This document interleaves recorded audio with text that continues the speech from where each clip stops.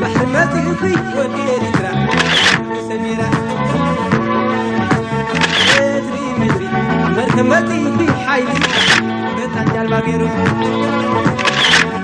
لتاو زينا انه جيغنا زبوي سراويت حرنت ارترا كاب جماجم منسع كساب مصوع عبزلو مسمر بزفنو برتع مدكعتي نستراتيجياوي ترجي اسمرا مصوع تقطعتيرو مزيا زاميدو ابسراي بزفصمو سرحيت دما نختم عرزا حراوتيوا زينا بزرزر جيغنا زبوي سراويت حرنت ارترا اب مسمر اسمرا مصوع كم اون سمين كاب اسمران مبراق زرقح جنبار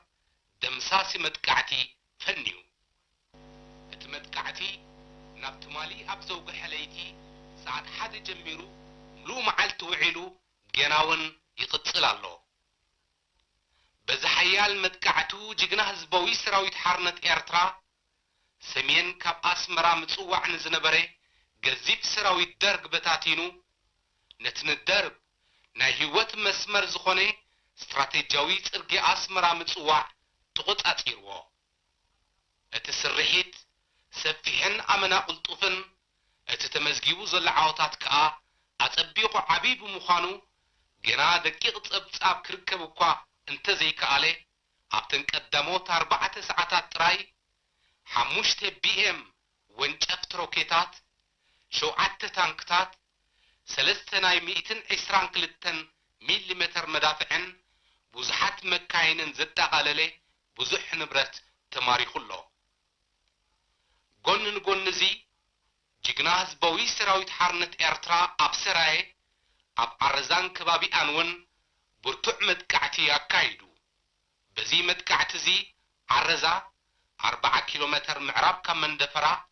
اب تحت ملوء قطصر هزبوي جنبار حرنت ارترا اتيالا نايزي اقدس عاوت زي تبصابون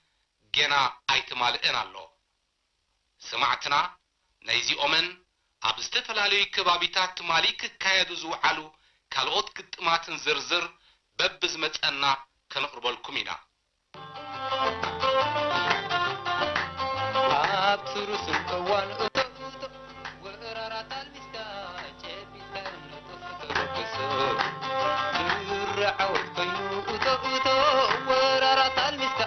جبيتا نتفتو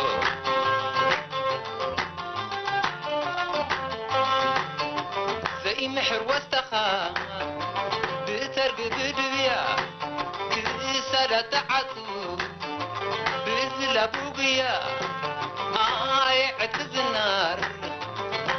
صفت كادر دمر فرط امار حسبك بخر عاوتنا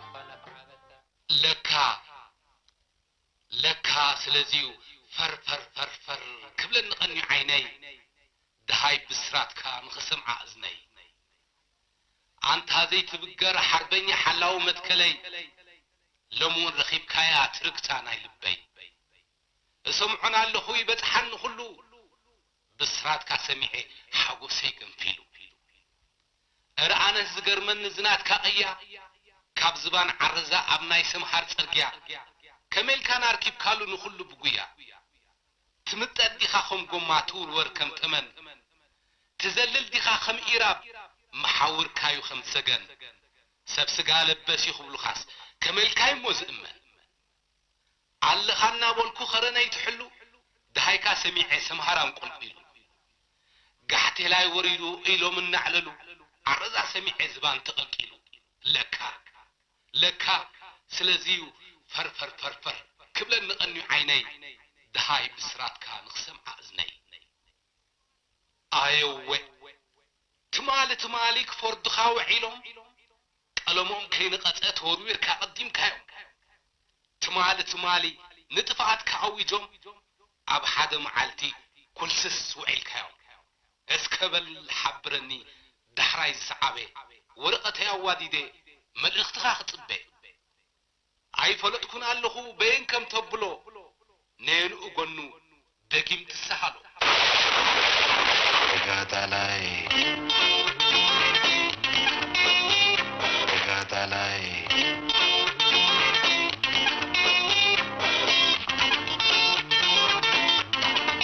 جግና ህዝባዊ ሰራዊት ሓርነት ኤርትራ በሐሙስ ኣብ መስመር ኣስመራ ባጽዕን ዝጀመሩ ሓያል መጥቃዕቲ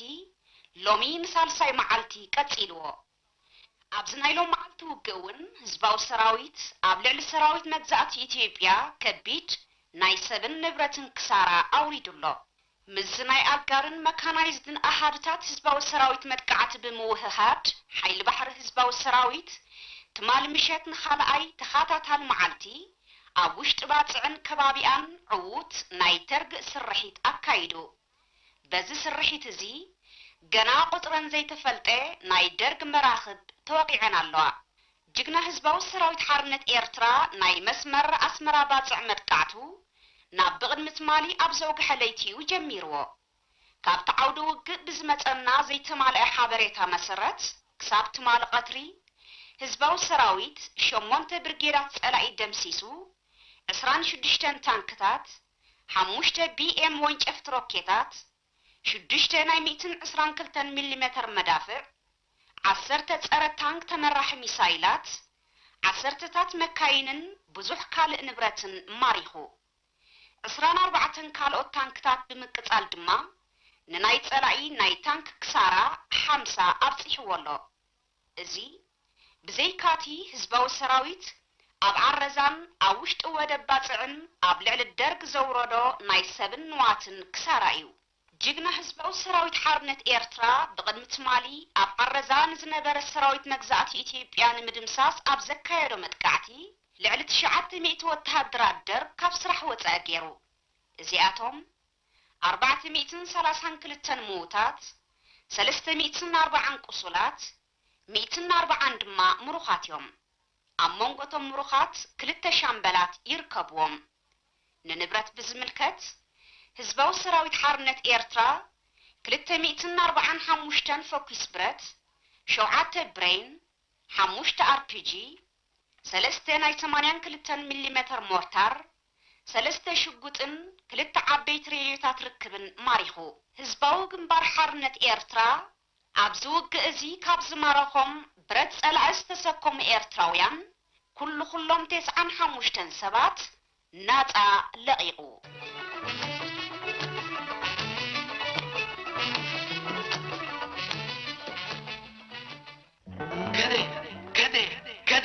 ጸራርጎ ጎደና ከደ እናወልዐ ፋና ኣርክቦ ነቲ ጅግና ከደ ተቐንጠጠ ጸልማት ከደ እናጸበበ ጋጋት ኣርክቡ ሓመድ ድበ ደርጋት ከደ ተወንጨፈ ቅድሚት ከደ ጨቢጡ ክዕውት ኣርክቡ ኣይትትረፉ ድሕሪ ከደ እናገበረ ሓራ ከደ እናተኸለ ባንዴራ ኣርክቡ ተቐቢልኩም ሓደራ ከደ ተቐንጠጠ ጸልማት ከደ እናጸበበ ጋጋት ኣርክቡ ሓመድ ድበ ደርጋት ከደ ተወንጨፈ ቅድሚት ከደ ጨቢጡ ክዕውት ኣርክቡ ኣይትትረፉ ድሕሪ ከደ እናዘርአቡ ኩሉ ከደ ፈልስታት ተኺሉ ዕፀት ሕፈስ ኮስኩስ ጸዓረሉ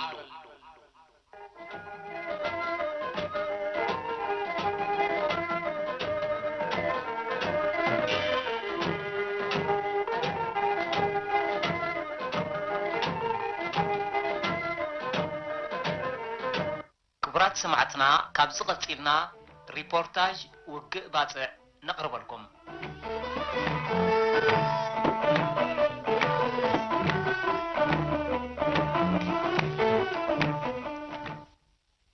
ሰበስልጣን ደርግ ህዝባዊ ግንባር ካብ ዝስኣይል ቀናን እዩ ኢሎም ዝተኣማመኑላ ቦታ እንተነይራ ባጽዕ እያ ብሓቂ ድማ ጎረሮኦም ስለ ዝቆጥርዋ ካብ ኣንተ ተባሪሮም ንዕርብርቦም ምዃኑ ስለ ዝተረድኡ የተኣማምን እዩ ብዝብሉ ኣገባብዮም ዝሕልውዋ ነይሮም። ብመጀመርያ ካብ ፍግረት ኣብ ምዕራብ ክሳብ ኢምበረምን ካብኡ ሰሜንን ኣብ ገማግም ባሕሪ ዝዝርጋሕ ዝተጠናኸረ ዕርድታትን መዛግብን ዘለዎ ግንባር ነይርዎም። ኪንኡ ኣብ ባፅዕን ከባቢኣን ታንክታትን መዳፍዕን ከይተረፈ ዝሰትር ዱልዱልን ኣብ መብዝሕትኡ ዝተሃደመን 3 መከላኸሊ መስመራት ነይሩ። ኣብዚ መከላኸሊ መስመራትን ኣብ ውሽጢ ባፅዕን ብሸነኽ ባሕርን ጸላኢ ገዚፍ ሓይሊ ኣቐሚጡ ነይሩ። ሻድሻይ ኣጋር ክፍለ ሰራዊት፣ ሳልሳይ ሞተራይዝድ ክፍለ ሰራዊት፣ ተደረብቲ መካናይዝድ ብርጌዳት ከምኡውን ዳርጋ ብሙሉኡ ናይ ኢትዮጵያ ሓይሊ ባሕሪ። እዚ ሰራዊት እዚ ዓጢቕዎ ዝነበረ ጽዋር ኣማኢት ታንክታት፣ 10ታት መዳፍዕ፣ ወንጨፍቲ ሮኬታት፣ ረሻሻት፣ ናይ ኩናት መራኽብን ጃልባታትን ነቲ ከባቢ ክሳብ ዘጨንቐሉ ዝበፅሕ ነይሩ። ነዚ ኣጸጋሚ ባህርያዊ ኣቀማምጣ ይድረቦ። ህዝባዊ ሰራዊት ነቲ ቀዳማይ ዕርድታት ምስ ሓለፈ መኸወሊ ብዘይብሉ ሰጣሕ ጎላጉል ይዝግስግስ። ካብ ኣፍ ደገ ባፅዕ ናብ ውሽጣ ከኣቱ ድማ የማነ ጸጋሙ ባሕሪ ብዝኾነን ንመጥቃዕቲ ዘቃልዖን ኣብ ናይ 1977 መጥቃዕቱ ክሳገሮ ዘጸገሞን ቀጢን ጽርግያን ድልድልን ክሓልፍ ኣለዎ። እዚ መሰናኽል እዚ ቅድሚኡ ዘርጊሑ ኣብ ባፅዕ ዝነበረ ጸላኢ ውሑድ ስግኣት እዩ ነይርዎ። ጸላኢ ጥራይ ዘይኮነ ድማ ኣብታ ከተማ ዝነብር ህዝብና እውን ህዝባዊ ሰራዊት ኣብ ካልእ ቦታታት ብዘመዝገቡ ዓወታት ይድነቕን ይሕጎስን እምበር ህዝባዊ ሰራዊት ብዓወት ናብ ባፅዕ ክኣቱ ይኽእል እዩ ዝብል ግምት ጨሪሱ ይነበሮን። ብቓላት ሓደ ተቐማጣይ ምጽዋዕ ኣይኮነን ከምዚ ጌርኩም ክጸርግዎ ትደፍኡ እኮ ኣይመሰለናን። ንሳትኩም ገለ ደኣ እንተልይኩም ጸሎት ወለድ እምበር ልክዕ ከምዚ ጌርኩም ኣብ ባሕሪ ክትእትውዎ ከለኹም ነዚ ከምዚ ሰራዊት ንሕና ገሪምና እዩ ዘሎ። ዘገርም እዩ ግን ጸሎት ወላድን ሓገዙን ዝመግለጺኡ ህዝባዊ ደገፍ ናይ መትከልን ሞራልን ስንቂ ንህዝቡ ናጽነት ንምጉንጻፍ ዘለዎ ብርቱዕ ድልየት ካብ ተመክሮን ተዕሊምን ዝቐሰሞ ረቂቕ ወተሃደራዊ ክእለት ማሪኹ ዝዓጠቆ ዘመናዊ ጽዋር ቅልጣፈን ሓሞትን ጅግንነትን ተሓዋዊሱ ንህዝባዊ ሰራዊት ሓርነት ኤርትራ ካብቲ ምስ ኣውራጃ ሳሕል ዝዳወብ ናይ ተምሃር መበገሲኡ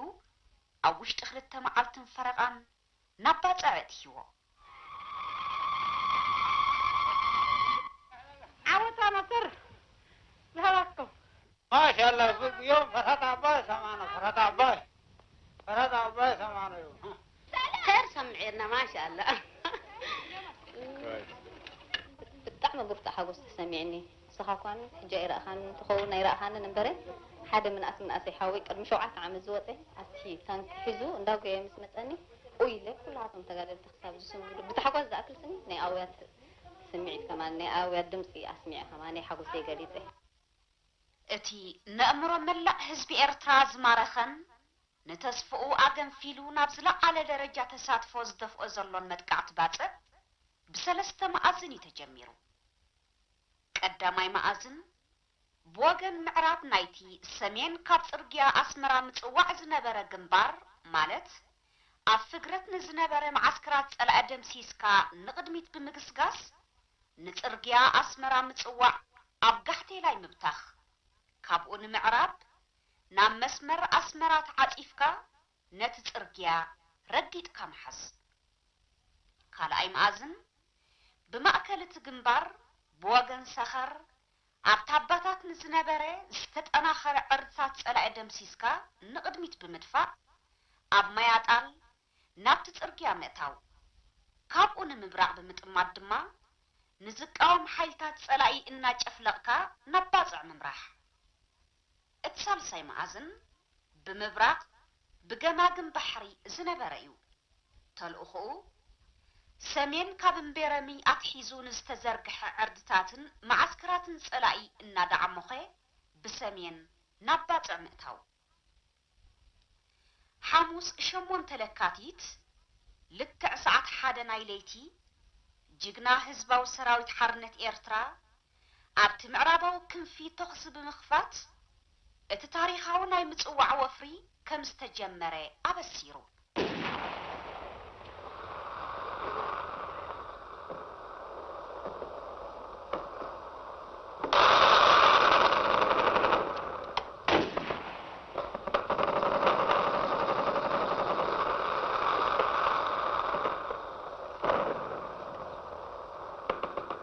ተጋደልቲ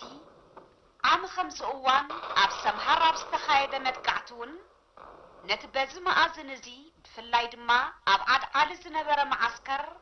ሰቡን ንብረቱን ከም ዘለዎ ተቆጻጺሮም መስለ ዝነበሩ ዝሓለፈ ሰሙን ንመጥቃዕቲ ክብገሱን ከለው ንግደት ዓድዓሊ ኸንኽብር ንኺድ እናተባሃሉ እዮም ነቒሎም ከምቲ ዝበልዎ ድማ ነቲ ጸላኢ ኣብ ዝኩርና ዕዚ ዝገበሮ ልሙስ ተቃውሞ ደርቂሶም መሬት ወገግ ክብል እንከሎ ንኹሉ ማዓስከራት ጸላኢ ምስ 7 ታንክታትን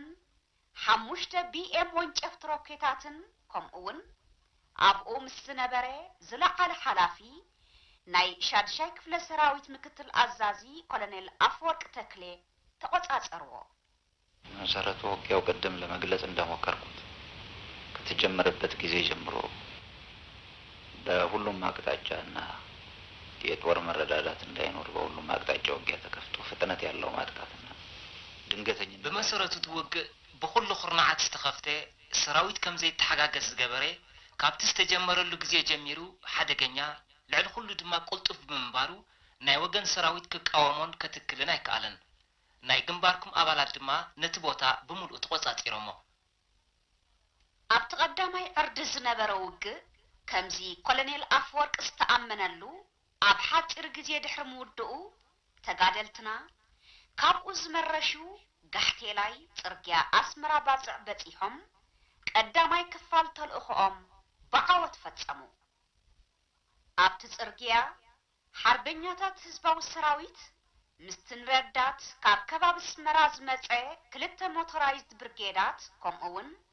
መበል 29 መካናይዝድ ብርጌድ ገጠሙ ጀጋኑና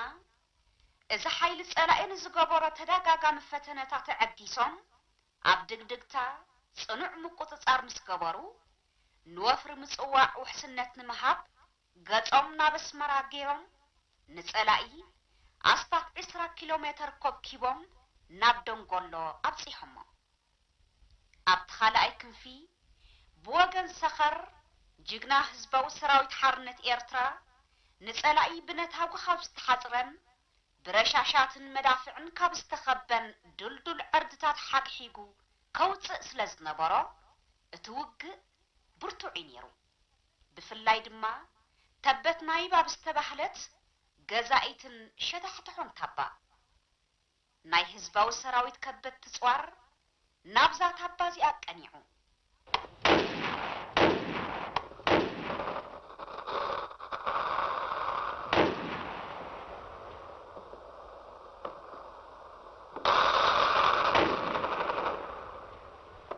በዚ ተኽሲ ዝተጎልቢቦም ሓርበኛታትና ቦምባ ኢድና ደርበዩ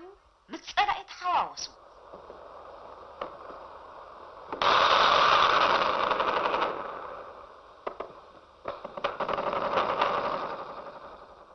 ፍርቂ መዓልቲ ክኸውን እንከሎ ሰራዊት ደርግ ዕርድታቱ ገዲፉ ህድማ ተተሓሓዞ ናይ ታባታት ሰኸር ሓርበኛታት ኣኩቦ ኣኳንሞ ተቐላጠፍ ብዝብል ቃላት ንሓድሕዶም እናተሰሓሓሉ እግሩ ብምስዓብ ማያጣል ደበኽበሉ ብራርያታቱ ክቕርሙ ድማ ኣምሰዩ ንጽባሒቱ ወጋሕታ እቲ በዚ መኣዝን እዚ ዝገስገሰ ኣሃድታት ህዝባዊ ሰራዊት ብጽርግያን በቲ የማነ ጸጋሙ ዘሎ ኩጀታትን እናተንቀሳቐሰ ነቲ ካበየት ኣባታት ሓዲሙ ዝተኣኻኸበን ኣብኡ ዝጸንሐን ሓይልታት ጸላኢ ብምጥቃዕ ንመከላኸሊ መስመሩ ጋሊሁ ንዝወድቕ ድሕሪትና ገደፈን ንዝሃድም እናኸብኮበን ቀትሪ ንደጎል ተቆጻጺርዋ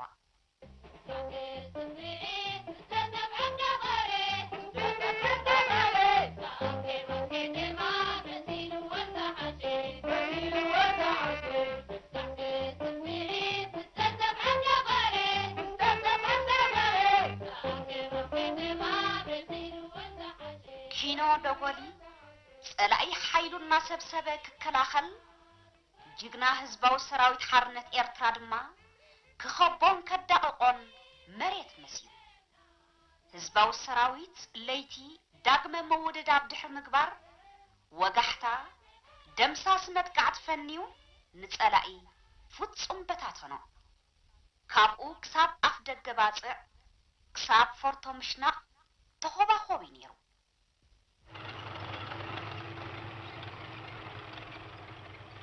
بقى قال استثانيهم كلهم كلها خلاص حووه قبل أن تنتهي كتابهم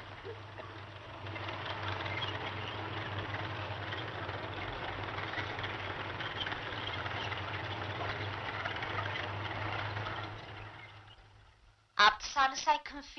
ብወገን ምብራቅ ብወገን ቀይሕ ባሕሪ ጅግና ህዝባዊ ሰራዊት ሓርነት ኤርትራ ኣብ ሰጣሕ ጎላጉል ብዘደንቕ ምትዕጽጻፍን ኣብ ውሽጡን ምስ ሓይሊ ባሕሪ ብምውህሃድን ንቕድሚት ገስጊሱ ጸላኢ ቁልጡፍ ጉዕዞ ህዝባዊ ሰራዊት ንኸደናዊ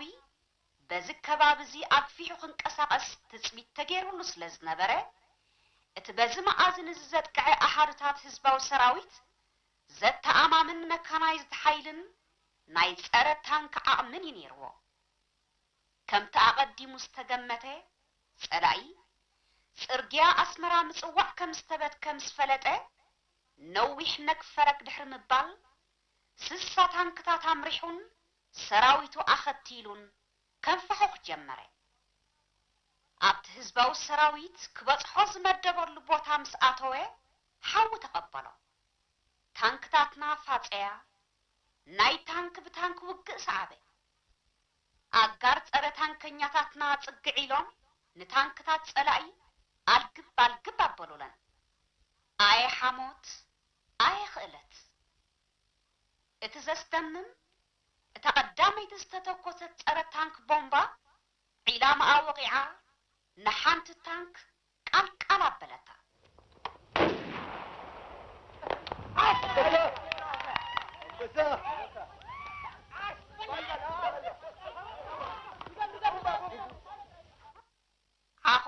ዓኾኻይ መግዛእቲ ውፃእ ናጽነት እቶ በለ ተጋዳላይ ድሕሪ ርብዒ ሰዓት ካልአይቲ ታንክ ተደግመት እሞ ታንክታት ጸላኢ ምስአን ዝመጸ ሰራዊት ራሕሪሐን ክሃድማ ጀመራ ተኽሲ ህዝባዊ ሰራዊት ናብአን ናብተን ታንክታት ቀኒዑ ሳልሰይቲ ታንክ ኣትረፈለን ኣብዚ እዋን እዚ እቲ ታንክታቱ ገዲፈንኦ ዝኸዳ ሰራዊት ጸላኢ ምክልኻል መታንክ ጥዕሞ ኣብቲ ከባቢ ናብ እትርከብ 120 ሜትር ዝብራኺኣ ዝለዓለት ታባ ሓኾረ ካብኡ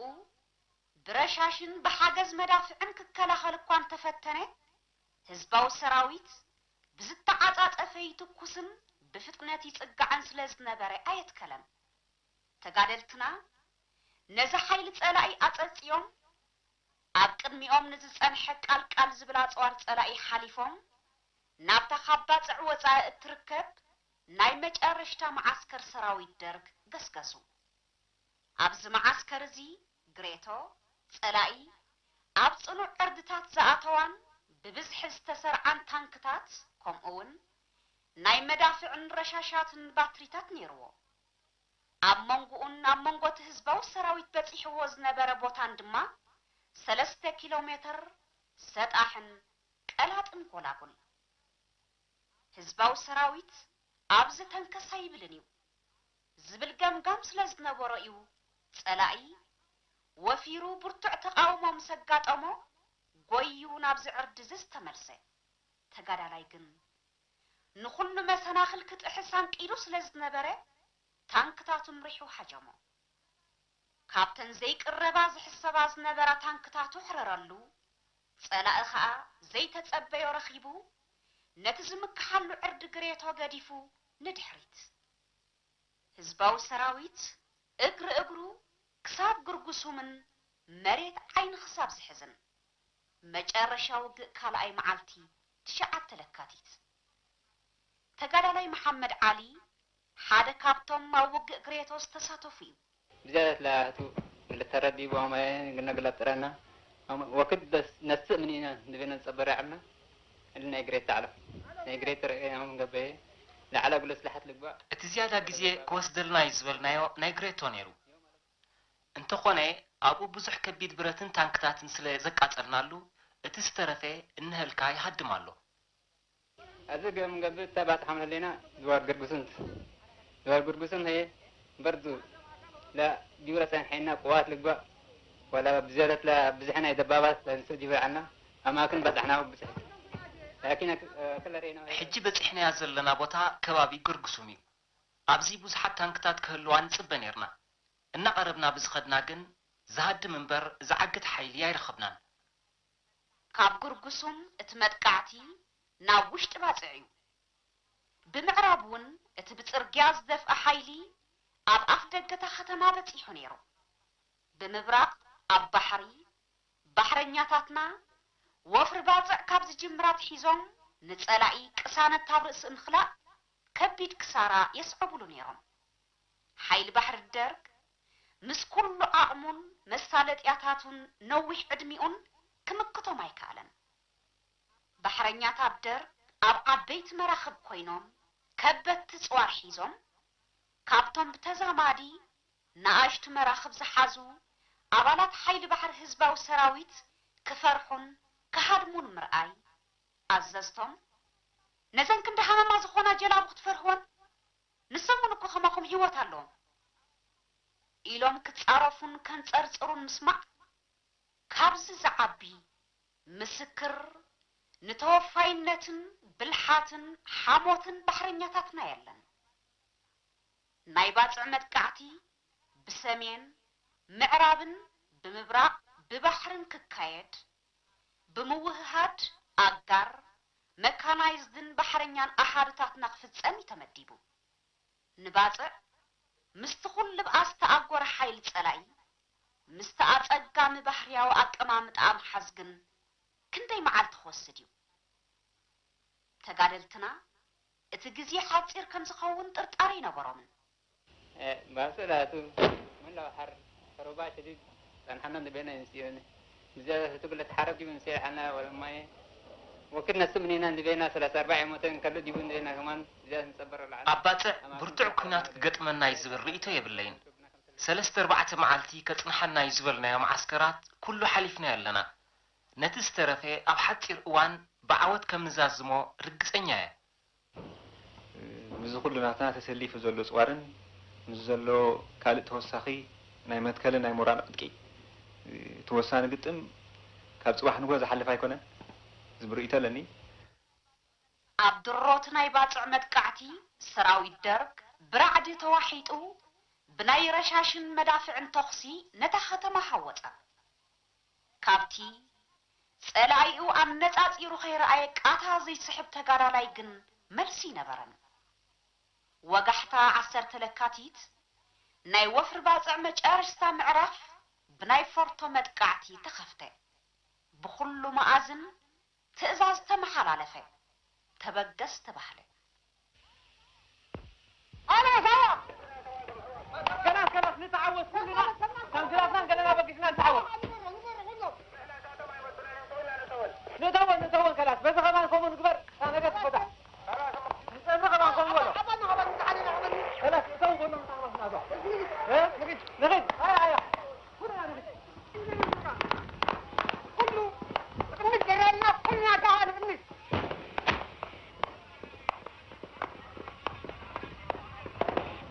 كنت على هذه الساعة قاعد نغني بدل عليها نغني هذا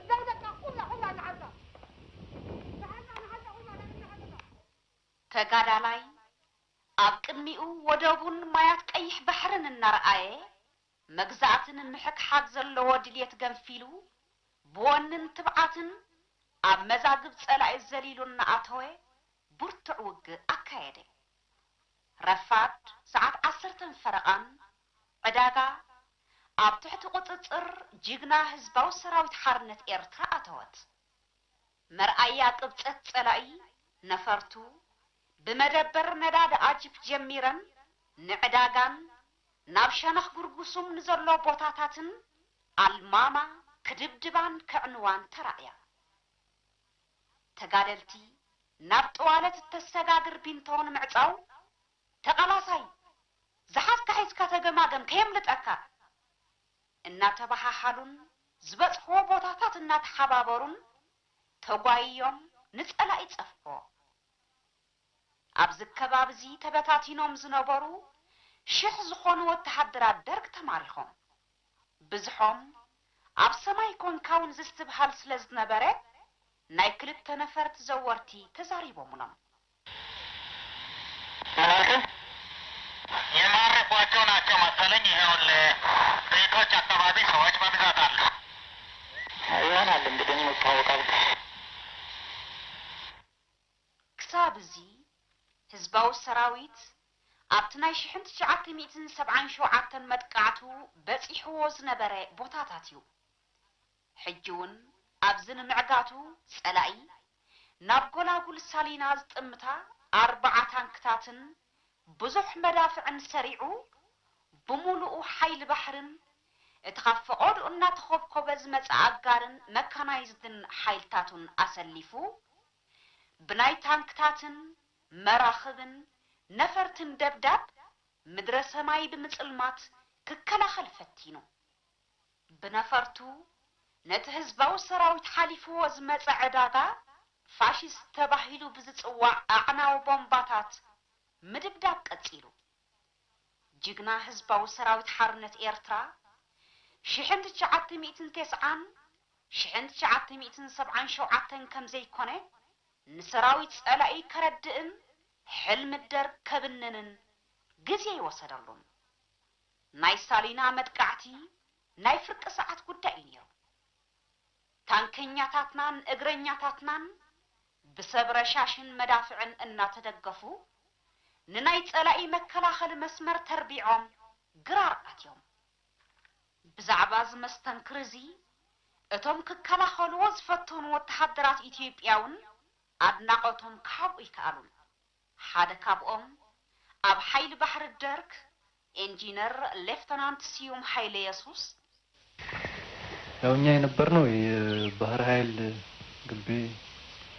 መጠበቂያ ባህር ኃይል ግቢ በር ላይ ነው መግቢያ በር ላይ ነው እና ሰራዊቱ ያው ከዳጋ ጀምሮ ወደ ኋላ መጣ እና እኛ ግቢ ውስጥ ገባ ከዛ በኋላ ታንኮች ደግሞ የሻቢያ ታንኮች ንሕና ኣብቲ ናይ ሓይሊ ባሕሪ ቀጽሪ መእተዊና ነርና እቲ ሰራዊት ካብ ዕዳጋ ጀሚሩ ንድሕሪት እናበለ ኣብ ውሽጢ እቲ ቀጽሪ ኣትዩ እግሪ ድማ ናይ ሻዕብያ ታንክታት ንሕና ገና መዝገብና ከለና ነቲ ቀጽሪ ጥሒሰን ኣትየን ድሕሪ እዚ ክግበር ዝከኣል ኣይነበረን ዝኸኣለ ንድሕሪት ኣምሊጡ ዘይከኣለ ኣብኡ ተሪፉ ተማሪኽና ብሓቂ ናይ ሻዕብያ ሰራዊት ብግቡእ ኣጥቂዑ ብኽእለቱ ጸብለሊሉ ዓብይ ዓወት ተጎናጺፉ አንጻሩ እኳ እንተተሰለፍኩ ከየድነቕክዎ ኣይተረፍኩን እዚ በትቐንድ ማይ ሳሊና ጽርግያ ዝነበረ መጥቃዕቲ ክኸውን እንከሎ ካብዚ ንጸጋም ብጸቢብ መንገዲ ኣጋር ዝተሓሰ ኣሃዱታት ህዝባዊ ሰራዊት እውን ነይሩ ሓደ ካብቶም ኣብኡ ዝተሳተፉ ተጋደልቲ ማእከልነት ቦጠሎኒ ሰመረ ብርሃ ማለት ዓጣ ነቲ ዝተፈጸመ ቅያ ይገልጾ ንሕና ካብኡ ንጸጋም